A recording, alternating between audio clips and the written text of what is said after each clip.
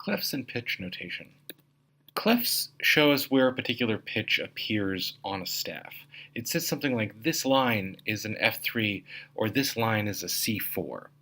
Because once you know where one letter is, you can extrapolate the whole letter system onto your staff. Once you know where the F is, you know where the G is, and you know where the A is, and so on. Now early on, letter names were placed on the staff. In the medieval era, you see something like a C being placed next to a line, and then you know that that's a C. And these letter names became the clefs. There are clefs that show you where C is, where F is, where G is, but the most prominent ones ended up being the ones that show you where F3 and G4 are. Here's what early G clefs and F clefs looked like. They were just letters on the staff, but then these develop over time into what we see used now. This sort of swirly G clef and the backwards C F clef. In principle, you can put these wherever you want on the staff, but these positions became very standardized after the 1700s, specifically here.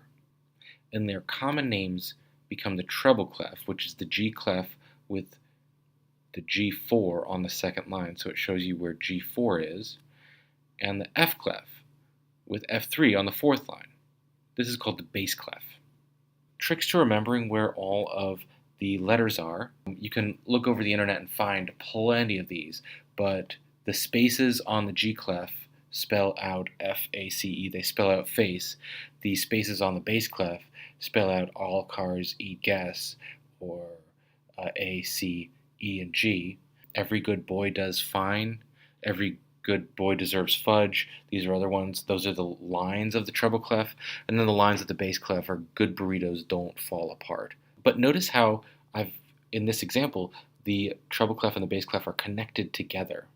And this is the grand staff. The grand staff combines these two clefs to allow for a larger range, all the way from C2 way at the bottom to C6 way at the top. And so the treble and bass clefs are connected with a bracket in the grand staff to create one large double staff. The grand staff combines these two clefs to allow for a larger range, but in the middle you have C4. One ledger line above the bass clef is C4, one ledger line below the treble clef is C4. And this is one reason that C4 is called middle C. This grand staff is usually used when writing for piano, since it accompanies much of the piano's range.